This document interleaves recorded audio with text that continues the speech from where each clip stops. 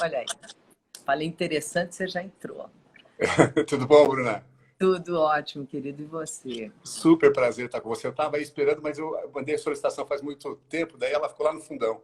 Não, eu falo assim para não deixar as pessoas sem diálogo e sem relação, inter-relação. Mas está todo mundo aguardando esse Obrigado. forte, esse maravilhoso tema que a gente vai trazer hoje, que a gente tem essa troca. E eu conversando antes de você entrar, eu falei assim, todos os grandes temas, eles têm muita polêmica dentro de si, né? Sim. Tem muita gente que recebe ah, não, isso eu não gosto disso, isso está longe de mim, minha religião é outra, seja o que for.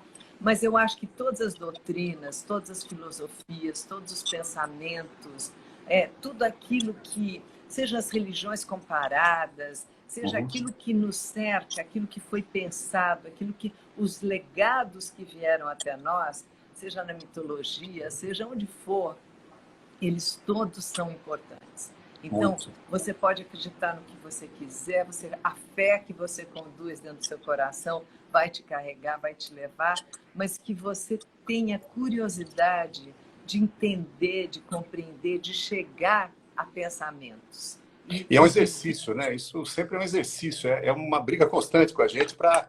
Não, deixa eu ouvir o que ela está falando, deixa eu ver um negócio diferente.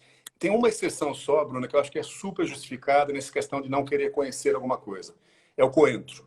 Coentro é um negócio que não tem que existir na face da Terra. Eu me recuso a reconhecer coentro. Você está na Eu Bahia, adoro, você deve estar cheio de coentro, né? cheio de coentro, e eu gosto muito, mas eu reconheço que tem gente que odeia. Mas aqui eu acho que a gente mesmo não. Você pode fazer essa seleção, né, Alexandre? Sim, Você pode claro, falar, claro. eu não gosto disso, eu não quero isso para mim. Eu acho válido, você não precisa abarcar tudo, abraçar tudo, abranger tudo. Uhum. Mas não conhecer, não gostar sem conhecer, não É é claro, uma claro, atitude humana, não é uma claro. atitude legal, não é uma atitude de quem quer evoluir. Claro. Abrir horizontes, né, Bruna? Quanto mais a gente abrir horizontes, você sabe que eu tenho outro livro que não é espírita, que é sobre networking, e a sub do livro, eu digo o seguinte: seja interessante e não interesseiro. Quanto mais interessante nós formos, né, Bruna? Pô, muito mais legal. Você quer estar com gente bacana, que tenha conversa, que fale sobre diversos assuntos, que conheça algumas coisas, né? E aí eu sempre brinco com a minha mulher nesse negócio. Cara, invariavelmente, Bruna, quando nós vamos numa festa, um jantar, a gente não conhece as pessoas, e fica rodinha, né? A conversa das mulheres é sempre mais interessante, cara. Eu fico louco para conversar com as mulheres, não com os caras. Conversa de Agora, eu homem, vou então. dizer uma coisa, eu acho que o grande segredo de ser interessante é ser muito interessado nas coisas, quando você se interessa por coisas, quando você quer saber, quer estudar, quer evoluir, você se torna automaticamente mais interessante, porque você está em ebulição, você está nessa Ganhando.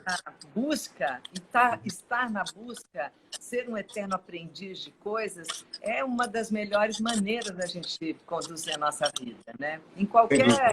circunstância. Eu acho que nunca é tarde para aprender, você pode ter um universo de coisas, sejam coisas muito pragmáticas, sabe? Tipo assim, vou aprender a cozinhar.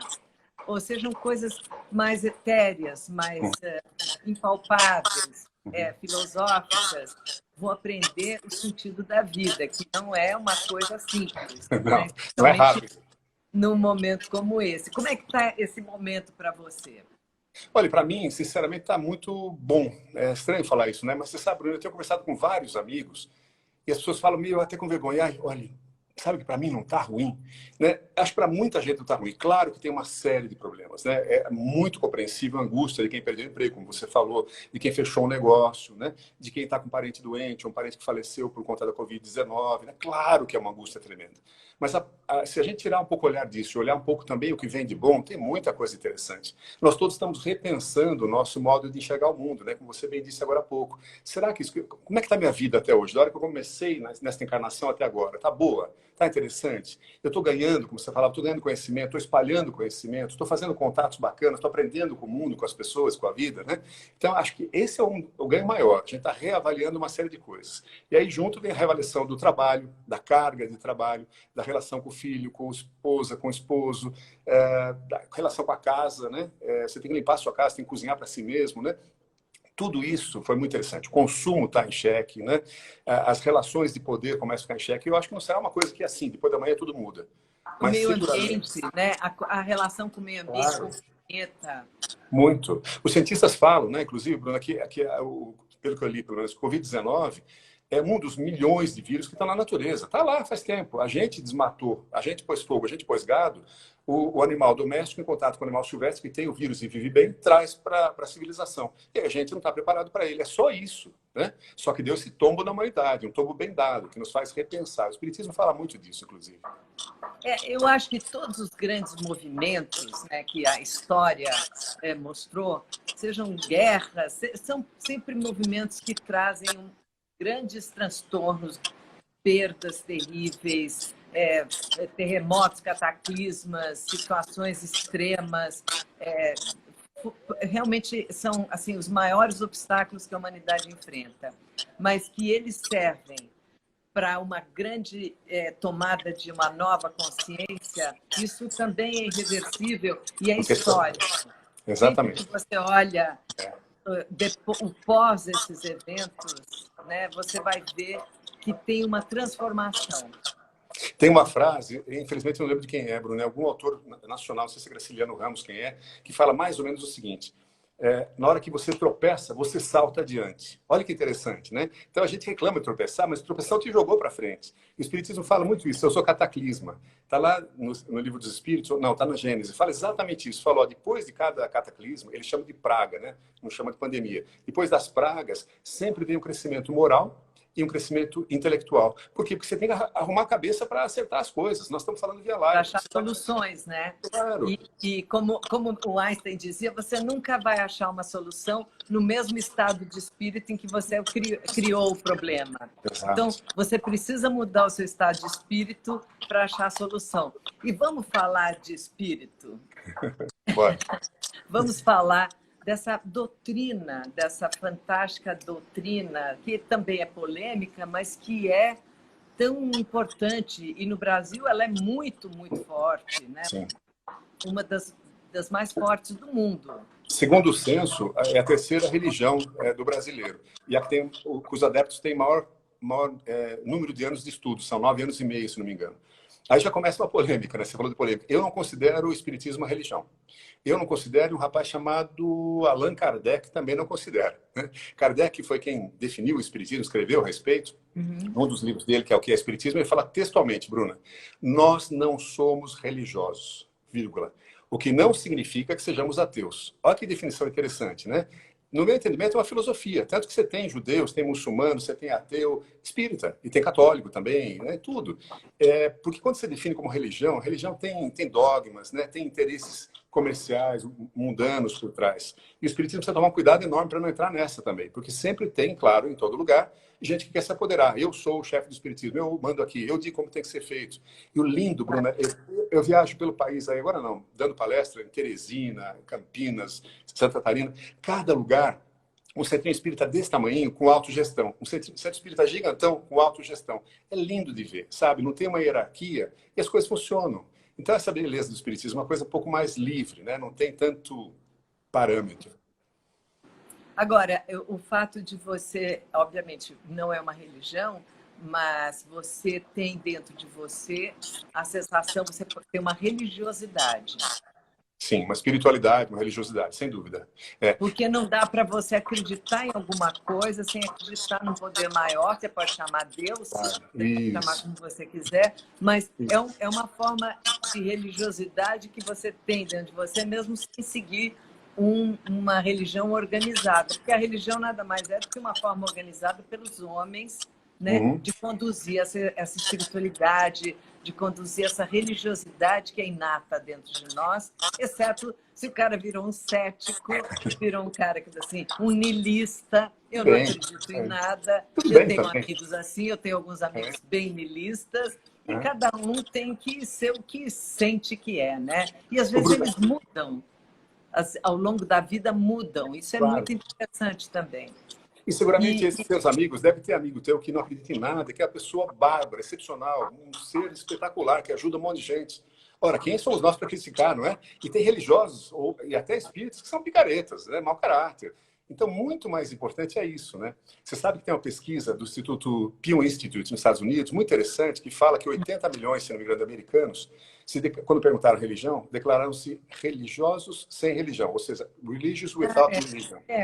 Que é isso, né? É aqui no Brasil, quando a pessoa fala, não, eu não tenho religião, eu acredito um pouco em cada coisa, eu fiz minha própria religião, ou eu acredito só em Deus. É isso, tá tudo certo, não tem importância, né?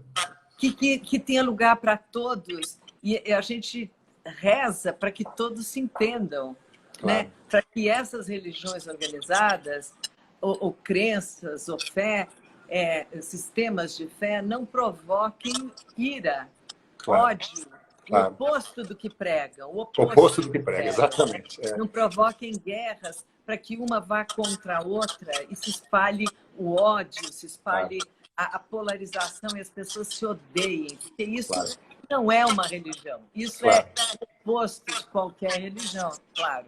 Isso não é Deus, né? E aí quando eu vejo, e de novo, tem espíritas falando... Isso não é Jesus, isso não é Deus, isso não é ninguém que veio à Terra pregar um mundo melhor. Não é ninguém de bom senso, inclusive. Quando eu vejo gente falando, e tem religiosos, e tem espíritas, bandido bom é bandido morto, ou então vamos nos armar.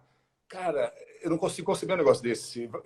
Pensa se Jesus defenderia uma coisa dessa, né? Ou esquece Jesus, você não é cristão? Tá bom. Não tem lógica, não tem sentido. Muito mais se você compreender a vida como uma eternidade, né? Então, nada é tão grave, nada precisa de agressão de volta, né? É muito grande, muito... O ódio gera o ódio, inevitavelmente, sim, né? Não tem sim, como. Você acaba espalhando sangue. E aí tem várias coisas interessantes nisso que você acabou de falar. Por exemplo, as pessoas, com relação ao espiritismo, têm muito receio do obsessor, né? O encosto. O que é esse cara? Não, tira esse encosto daqui que está fazendo mal para mim. A gente é tão míope, Bruna, que a gente imagina que tem um ser todo dedicado ao mal e eu, que sou uma pessoa tão boa, coitadinho de mim, ele quer o meu mal. Será? Claro que não, né, cara? E se existe Deus, e o Espiritismo define Deus não como uma pessoa, mas como a inteligência suprema, causa primária de todas as coisas, uma superinteligência, não é razoável que, se eu sou bom, esse cara consiga me atacar. Não faz sentido nenhum. Então, a obsessão sempre que é um desafeto entre duas ou mais pessoas. Só isso. Só que naquele momento algum talvez esteja desencarnado, algum encarnado, mas tem desafeto entre encarnados, tem obsessão entre encarnados, tem obsessão entre desencarnados, tem obsessão entre desencarnado e encarnado, né? Mas é só uma pendência entre nós. Nós brigamos. Pega a história da humanidade, Bruna. Uma história linda, né? A gente invadiu a tribo vizinha, a cidade vizinha, a gente aprisionou, a gente estuprou, a gente torturou e a gente assassinou. Só isso, né? É natural, se nós estamos reencarnando, o Espiritismo e a maioria da humanidade é reencarnacionista, é natural que a gente traga muita desavença, para não dizer ódio, né? Então é isso a obsessão. E como é que se resolve isso? Melhorando a si mesmo. Essa eu acho a beleza mais espetacular do Espiritismo, do budismo e de todas as religiões também. A melhora de si mesmo. Deixa eu parar de querer corrigir o outro. Não quero corrigir a Bruna. Eu não consigo corrigir a Bruna. Nem ela consegue me corrigir. Mas eu consigo me corrigir se eu quiser. Né? Eu sou o único que tem poder sobre mim. Isso é fantástico. É de um poder gigantesco. Né? E a gente pode enxergar no outro o que a gente vai corrigir na gente. Né? Exatamente. Não para criticar, mas para falar... Isso que ele fez não acho muito legal, mas eu faço... Aliás, Bruna, tem uma coisa espetacular que acontece comigo. Vê se acontece com você. Eu me pego criticando alguém, 3 segundos e 47 milésimos de segundo depois, pá, eu faço igualzinho. Eu falo, puxa vida, caramba. É muito legal. O universo fala com você, né? Exato, falou, bobão, para aí, o tonto, você está fazendo igual. Eu falei, caramba, né? Então é bom, mas só consegue perceber isso quem está atento. Porque se eu quiser falar, não, eu perdi paciência mesmo com a Bruna, mas também, você viu como ela falou comigo? Pô, caramba, não tem sangue de barato. Se eu quiser me justificar, tá fácil, né? E a gente sempre se justifica, é aquela história da trave e do argueiro, né? Atenção, sempre. O espiritismo, a gente, quando fala de espiritismo, a gente lembra muito de fenômenos psíquicos, né? A gente lembra muito da mediunidade, a gente lembra muito de circunstâncias onde as pessoas se encontram, daquelas mesas onde objetos se mexem, e outros tipos de fenômenos, né, que você deve saber mais do que eu. Qual é a sua relação com tudo isso? Então, você sabe que minha mulher, que é infinitamente mais inteligente que eu, sabe, ela falou uma coisa faz tempo que eu falei, puxa, é verdade, eu estou assumindo cada vez mais isso. O fenômeno no espiritismo é o de menor importância. Muito mais interessante é a moral espírita, né? E, curiosamente, Bruna, o fenômeno está ficando cada vez menor. Eu comecei no espiritismo há 30 anos, mais ou menos. Estou com 58, comecei aos 25, uma coisa assim. Antes, nessa época para trás, tinha a chamada materialização. De repente, se materializava uma flor, uma pessoa. E eu conheço gente que eu confio muito que viu, tocou, pegou e depois a coisa desaparece. Então deve ter acontecido mesmo. Eu nunca vi. Com o tempo, isso aí desapareceu.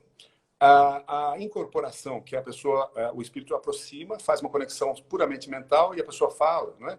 Eu já dei uma ou duas comunicações assim. Também está ficando cada vez mais rara. Psicografia, que é escrever uma carta que vem de alguém, cada vez... Um livro inteiro psicografado. Isso, O Chico isso. Xavier, né, que publicou tantos 400 e poucos livros, exatamente. Cada vez todos menos comum. psicografados, isso. Pintura mediúnica, cada vez menos comum. Por quê? O que a espiritualidade falou no nosso centro é o seguinte: não é mais necessário. Era muito necessário no passado falar, guarda aí, nós estamos aqui. Agora vai ser muito mais no convencimento pela lógica, porque é bom, né? Então será muito mais o lado moral do que o lado do fenômeno. E ele é o que vale a pena mesmo. Porque em essência o que ele prega é o seguinte, cara, cuida de si, dá um jeito na tua vida. Você está sofrendo? Para de sofrer. E não tem milagre. Não adianta você dar um dízimo, o espiritismo não tem dízimo. Não adianta você fazer uma promessa aí de joelho, estar no seu ombro, arrebentar seu joelho. Seu corpo é necessário para você viver bem. Então essas coisas vão sendo tiradas da frente ao pouquinho, né? Vai explicando que o que importa de fato é a tal da reforma íntima. Pensar onde é que eu estou ruinzinho ainda e começar a mexer. Um pouquinho, mais um pouquinho, mais um pouquinho, mais um pouquinho. E nós temos só a eternidade para nos melhorar. Agora, meu interesse é acelerar o passo, né? O que você está dizendo, no fundo, é que o mundo, antes de mais conscientização, de uma formação melhor, ele era mais supersticioso. Né? Você vivia fenômenos onde, provados de uma forma para os incrédulos ou para os crédulos, né? De uma forma assim, fenomenal, era mais necessária. Exatamente. E hoje, as pessoas tomando mais consciência e compreendendo melhor essas circunstâncias e sabendo que isso, na verdade, tem que se aplicar para dentro da gente, tem que ser uma ferramenta, uma arma, eu não gosto de arma, né? Uma doutrina, né? Sim. Para a gente poder se trabalhar. Já não é necessário que sejam provadas coisas assim extraordinárias. Exatamente. Pode, com a nossa simplicidade, pelo contrário, né? Você tem que encontrar... Hoje o fenômeno é, nesse mundo caótico que a gente vive, encontrar caminhos mais simples para atingir isso, né? Isso já seria fenomenal, né? E está acontecendo isso por quê? Porque nós, como humanos, nós, como espíritos, também estamos evoluindo. Então, no passado, Jesus falou por parábola que ninguém entendia a história toda ali. E a gente foi compreendendo aos pouquinhos, um pouco mais, um pouco mais, um pouco mais. Está chegando o momento que a gente já compreende um pouco mais. Estamos longe de ser seres mais avançados, muito longe ainda. Quem está na Terra é bem atrasadinho, infelizmente. A Terra é um planeta de prova e expiação, onde o mal ainda prepondera, né? Mas já estamos melhorando. Então, é o que você falou, chega um momento que não precisa mais do fogo de artifício, né? Você pode, pela lógica, o cara fala, isso aí parece que faz sentido. E se a gente não mudar, Bruna, vai sofrer, vai doer, até que a gente fala, não estou aguentando mais. Tá bom, então muda, né? É o cara que entra em cirrose hempática e fala, vou parar de beber, claro, né? Tá acabando com o fígado, já não dá mais, né? Mas chega um momento que a dor é tanta que daí o cara muda. E se não mudar, mais dor, e mais dor. A dor não é punição, segundo o Espiritismo, é aprendizado. Deixa eu dar um beliscãozinho para ver se ele aprendeu. Não aprendeu? Vou dar um beliscãozão, puxar a orelha, vou dar um tapinha, né? Vai empurrando, a vida vai ensinando a gente, né? O que eu compreendo é que todas essas doutrinas, essas buscas, né, elas são elas são uma forma da gente descobrir um propósito, né? E que geralmente esse propósito está ligado ao servir, está ligado ao altruísmo, está ligado a um caminho que você sai de você para que você possa fazer alguma diferença, primeiro em você mesmo e depois naquilo que te cerca, seja teus círculos mais íntimos, ou ampliando esses círculos, ou teu bairro, a tua cidade, o teu país e o planeta, né? Então, essa busca de um trabalho social, de um trabalho de empatia, de um trabalho que ajuda, que isso, sem dúvida, é um caminho que todas as boas doutrinas terão em comum, né? Claro. O mote do Espiritismo é fora da caridade não há salvação. Ou seja, não importa se você é espírita ou não, seja caridoso. E ser caridoso é o que você falou, praticar o bem. Por quê? O primeiro beneficiado sou eu, Bruna. Né? Quando a gente faz uma coisa bacana, a gente fica feliz, fica contente, se sente bem. É sempre assim. Né? Por isso que os psicólogos, os psiquiatras falam assim, tá meio depressão, vai cuidar de alguém, vai ajudar no, sei lá, no orfanato, né? Porque a pessoa se dedica ao outro e se sente...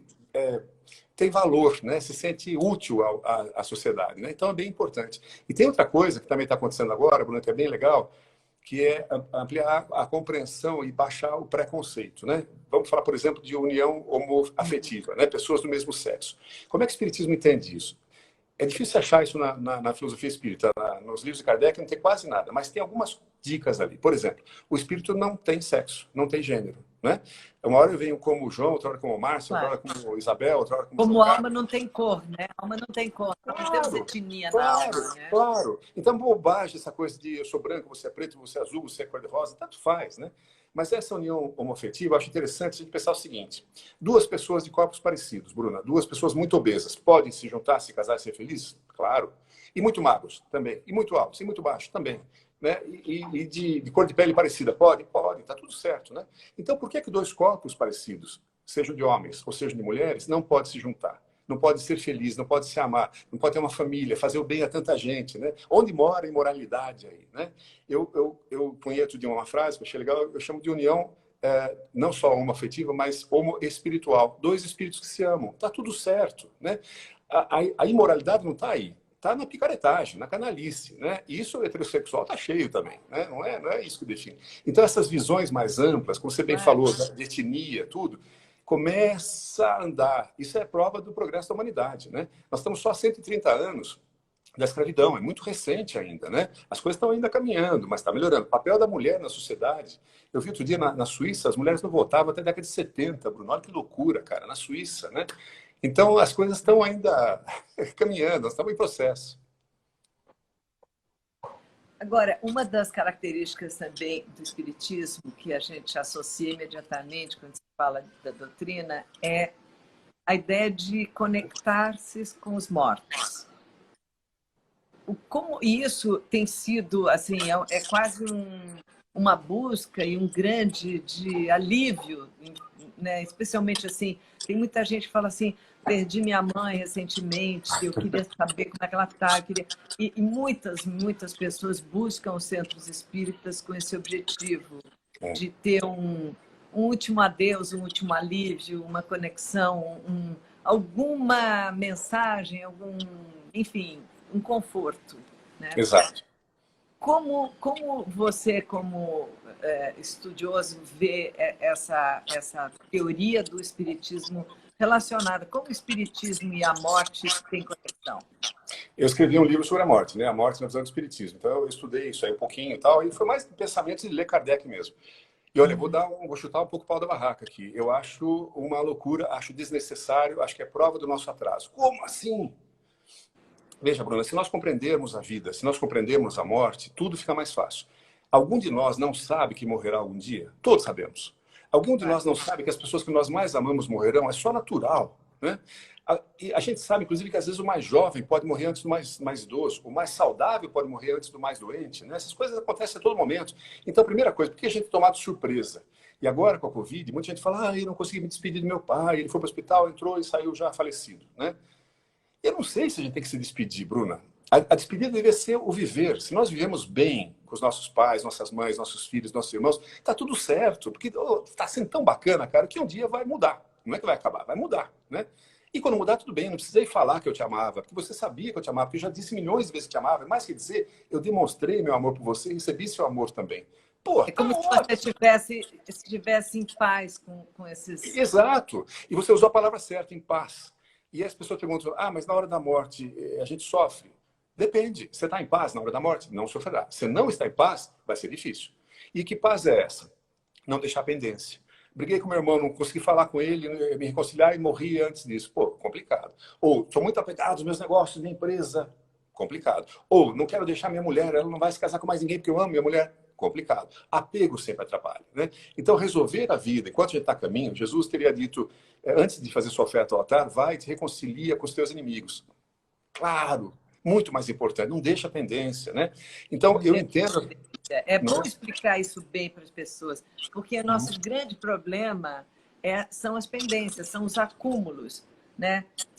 Essa ideia de deixar embaixo do tapete, de procrastinar, de não resolver.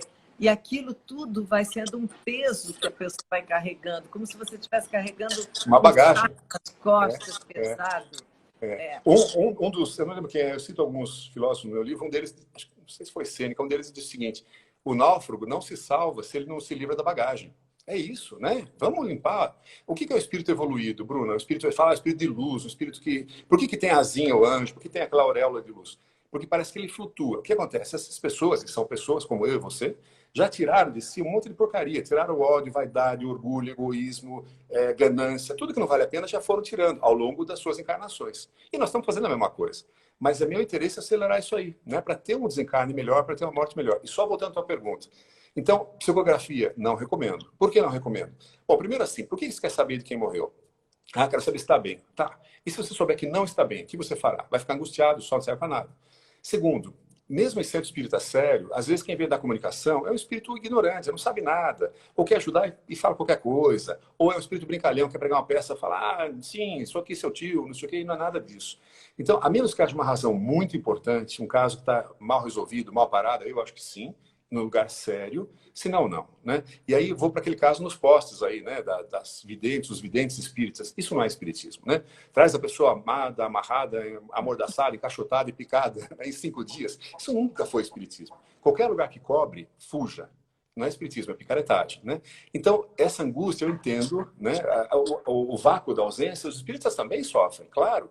Mas se a gente compreender mais, sofreremos menos. Quando minha mãe morreu, Bruna, foi muito interessante. Eu sou o 5º filho de uma família. Uma família que tem judeu, ateu, ubandista, espírita, super católico, tem um pouco de tudo. E nós nos damos super bem. Minha mãe morreu, aí a gente providenciou ali os trâmites e tal, fomos eu e meus irmãos comer uma pizza. Só uma irmã que não foi.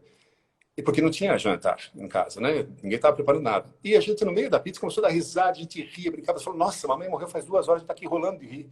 E aí nós falamos, que bom. Né? Tudo bem, não é um desrespeito. O amor nosso para nossa mãe é gigantesco, mas o amor entre nós também. E tenho certeza que se ela naquele momento pudesse ver, quem sabe se viu, não sei, se pudesse vir, ela estaria feliz também. Porque é isso que é o amor, não é fazer de conta. Se está triste, tudo bem. Mas fazer uma tristeza que não é realidade, não precisa, né? Claro, bom, o budismo trabalha muito com esse princípio, até tem uma comemoração no ritual da morte. E também, muitas vezes eu costumo falar para as pessoas amigas, assim, eu falo assim, olha, eu tenho certeza que no teu caso, a sua mãe, ela ia ficar muito mais feliz de saber que nesse momento os filhos estão ali, leves, sorrindo e podendo se dar esse momento de união, do que tivesse assim amargurado, que nenhuma mãe quer ver filho sofrer. Sabe Mãe, como chama isso? se pudesse não morrer, só para não ver o filho sofrer, não morria. Mas aí tem um problema. Se a mãe fica, depois que morreu, quer continuar ajudando o filho, chama como obsessão por amor. Olha que loucura, Bruna, né?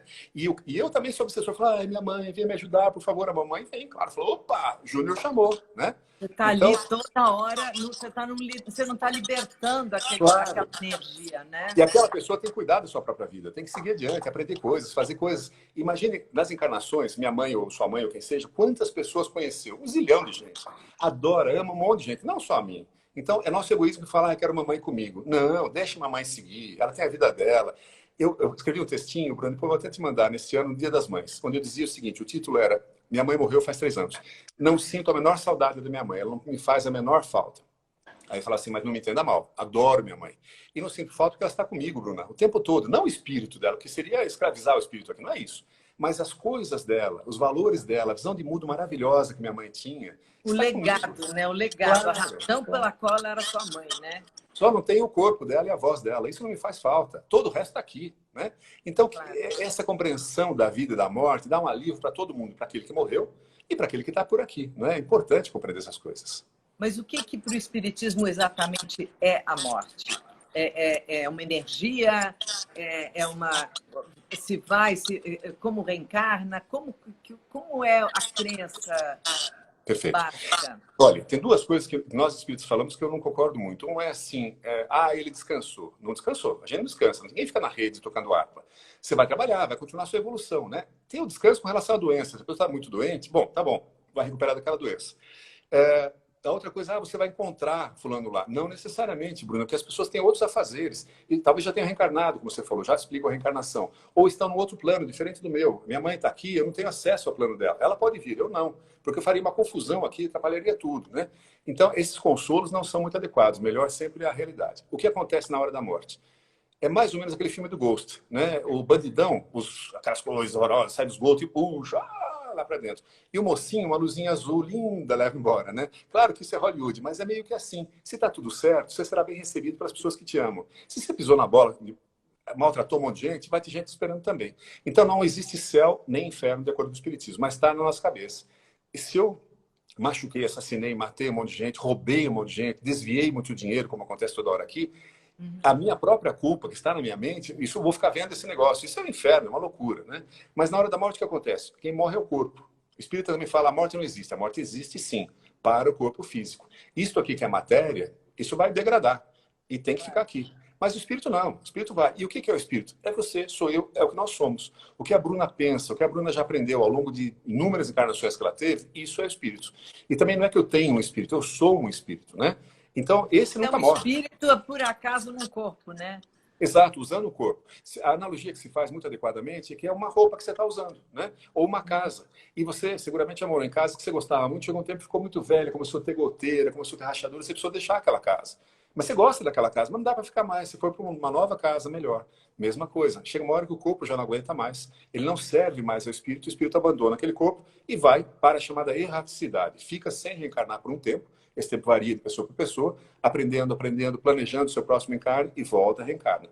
Pode não ser no Brasil, pode não ser nem na Terra, isso é uma doidura, né? Mas pode ser até em outro globo. E vai sempre aprendendo. Agora, também chega um momento que o espírito não precisa mais encarnar, mas já tem que estar bem avançadaço. Acho que de nós que estamos aqui na Terra, quase que ninguém, né? Claro, tem alguns que já estão bem avançados, mas é raro, né? Daí não precisa mais encarnar. Como diz uma professora amiga minha, o Himalaia espiritual, né? É raro. Você falou em mortes, assim, assassinatos. A gente vive vendo o quanto, por exemplo, o feminicídio aumentou. Quer dizer, sempre foi imenso. Talvez hoje seja mais detectado, mais claro, essas mortes bruscas, essas mortes violentas.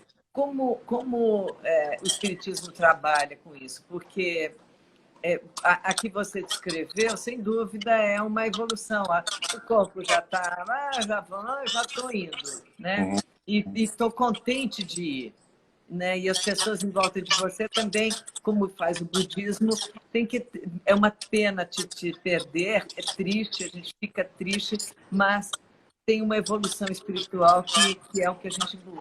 Isso. Mas Nem e todo por causa mundo, de uma né? morte brusca, morte violenta, uma pessoa assassinada, o assassino, o karma desse assassino, toda essa situação distorcida, dramática, trágica e tão comum.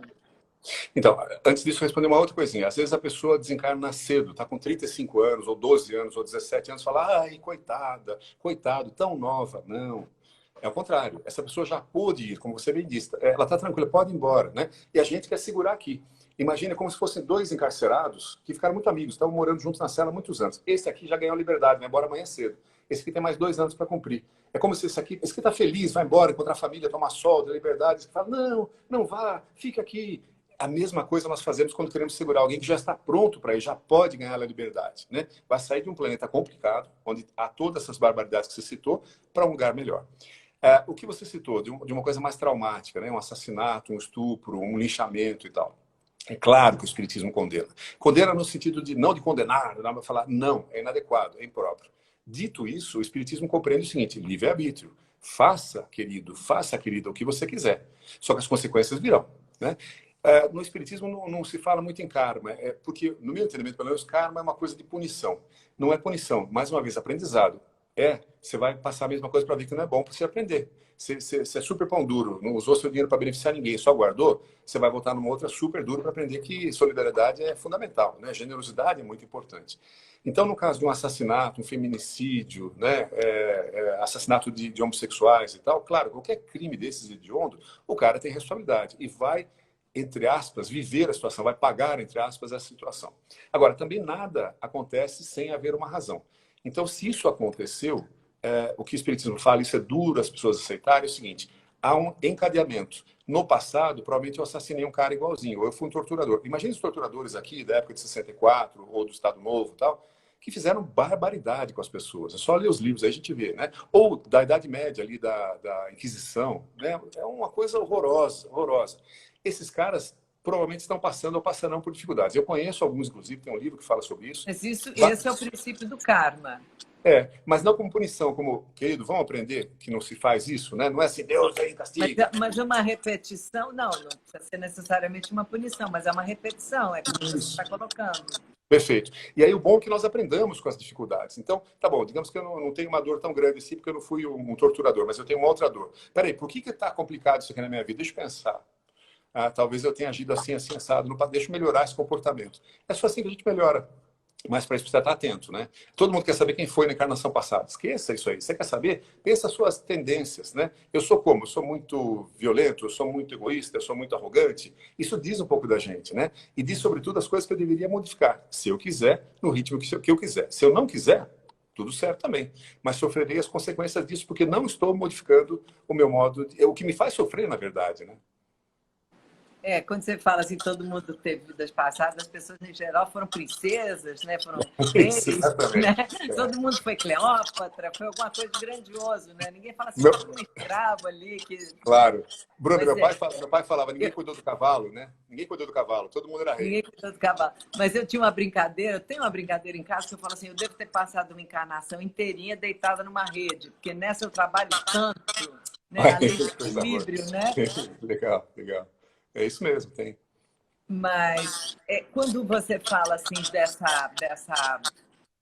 dessas ciladas da vida, né? Quando a gente fala assim, o que você pode cair nessas ciladas da vida, se você se tornou uma pessoa violenta, se você se tornou um cara vaidoso demais, se você se tornou ganancioso, se você prejudicou os outros.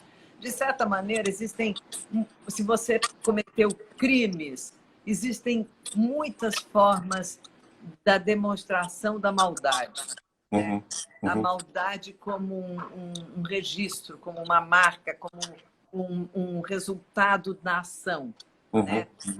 Claro que, psicologicamente, você tem 30 explicações, você pode achar atenuantes por várias razões e tal, mas é claro que existe... Assim, vou dizer assim, uma pessoa que maltrata um animal.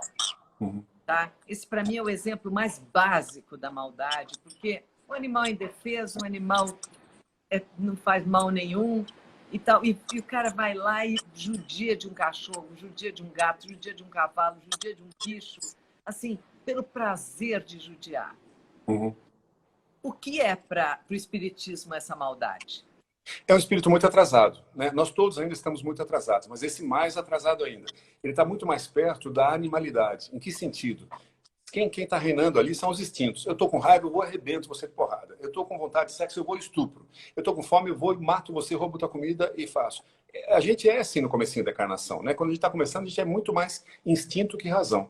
Com o tempo melhora para a razão, com o tempo melhora para o sentimento. Então é um progresso. E na Terra ainda tem gente assim. Tem canibal na Terra hoje em dia, ainda muito pouco, mas tem. Tinha muito mais no passado, né? Então tudo é lento, tudo é um progresso, tudo vai caminhando, né? Mas o importante é a consciência e a vontade de mudar. E se não tiver vontade de mudar, tudo certo também. Só que vai sofrer por mais tempo. Porque, Bruna, que dois gêmeos, né, iguaizinhos, univitelino, um é muito feliz, o outro é muito infeliz. Para um tudo dá certo, o outro dá errado. Porque Deus é injusto, né? Não. É porque esse aqui já melhorou a si mesmo. Talvez seja o espírito mais velho, já viveu 347 encarnações. Esse aqui está na 18ª ainda, não aprendeu tudo ainda. Vai chegar lá também. E os dois vão continuar crescendo, né? Mas é tudo questão de tempo e vontade. E você acredita que em circunstâncias distorcidas como a gente vive, né? O Krishnamurti tem uma frase que eu gosto demais, que diz assim, não é saudável está adaptado a uma sociedade doente.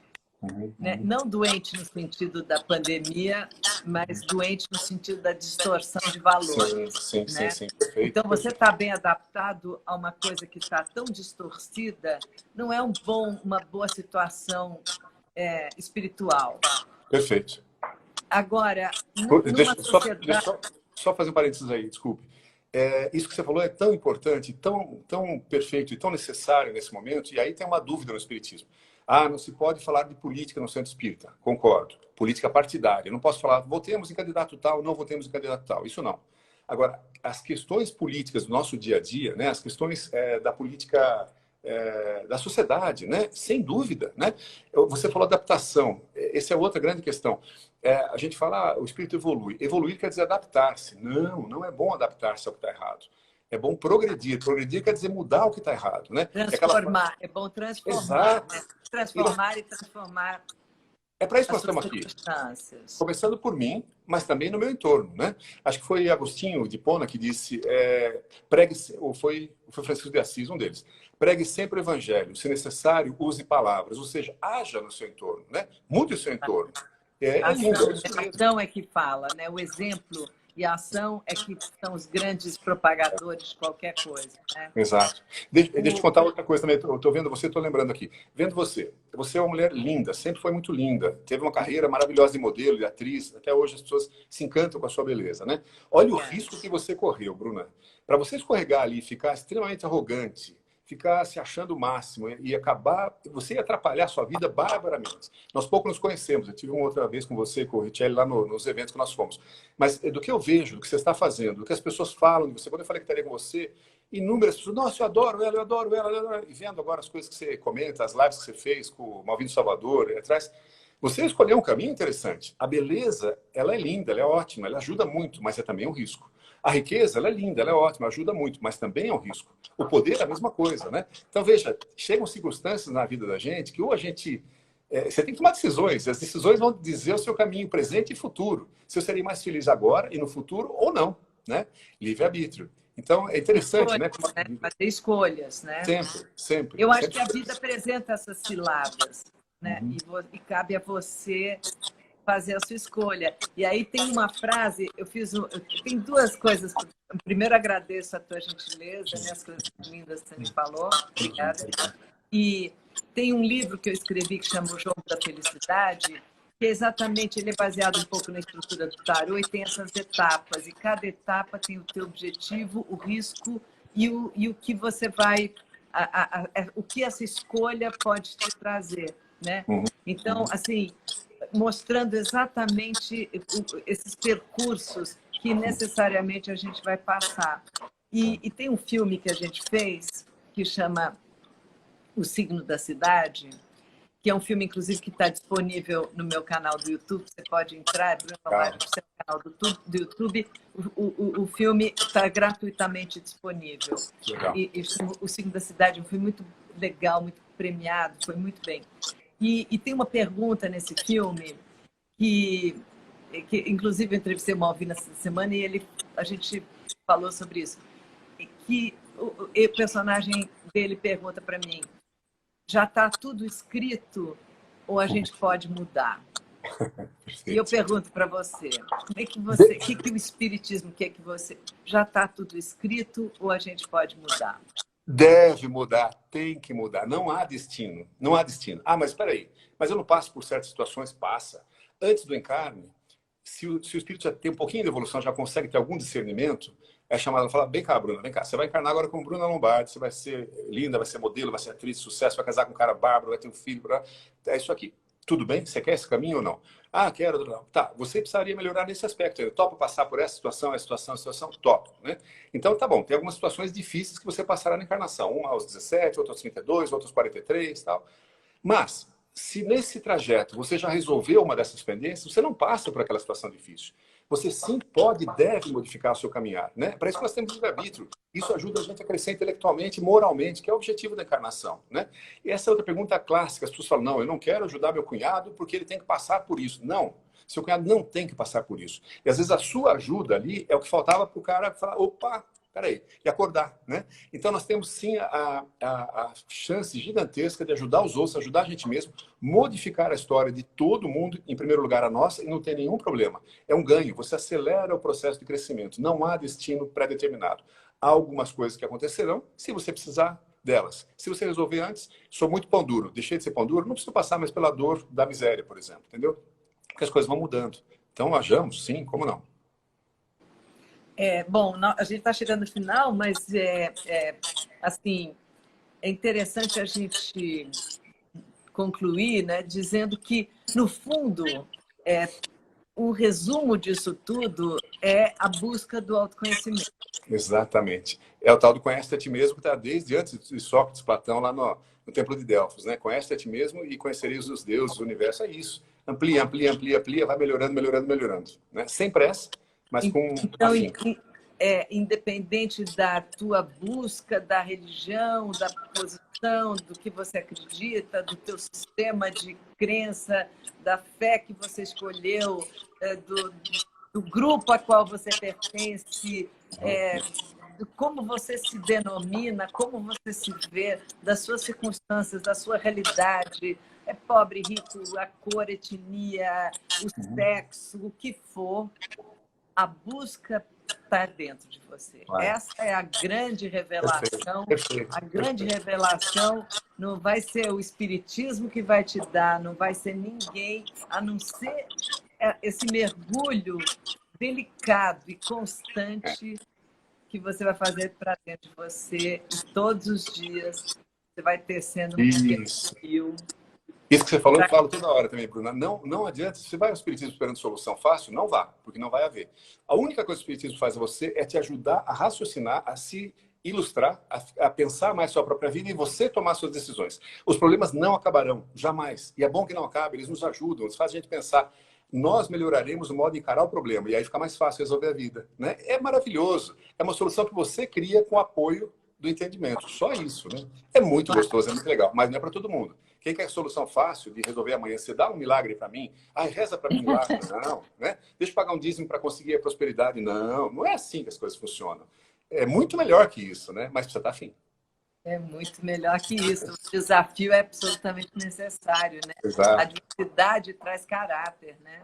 Exatamente. E dá para chegar, todo mundo. Aliás, todos chegaremos. Né? Jesus, como é que o Espiritismo vê? Não é Deus. Não é filho de Deus. O Espiritismo vê Jesus como um ser muito iluminado, que já cresceu muitíssimo, mas foi igual a mim e a você. Só que já está lá em cima. Nós também chegaremos. Mas precisa ralar para chegar lá, né? Tem que andar, né? Tem que andar direito. Isso então mesmo. Vamos andar com fé, né? Andar com fé eu vou. Isso mesmo. Alexandre, super obrigada. Muito obrigado. Adorei a nossa conversa. Obrigada, gente, por estar aqui participando, comentando. Eu não consigo ler os comentários, mas depois eu vejo com calma, tá? Mas também. muito obrigado. Entrem nas minhas redes e comentem lá que a gente vai conseguir ter essa troca constante. E lembrando, essa live e todas as outras vão estar salvas no meu canal do YouTube. Se você perdeu, se você quer compartilhar com alguém, se você quiser rever, tá? Muito obrigada, querido. E Bruna estará conosco na Maratona Festa das Casas André Luiz, hein, Bruna? Isso, vamos ajudar, sem dúvida. 20 de dezembro. A gente ajuda, sim. Muito obrigado por estar Todas as sempre campanhas do bem eu ajudo. Muito obrigado. Fiquei muito feliz de ter aceitado o nosso convite. Isso aí. Tchau, querido. Obrigada, Tchau, gente. obrigado. Muito prazer. obrigada por estar com a gente, tá? Até a próxima. Obrigado pela oportunidade. Um abraço para todo mundo que está aí. Muito obrigado. Tchau.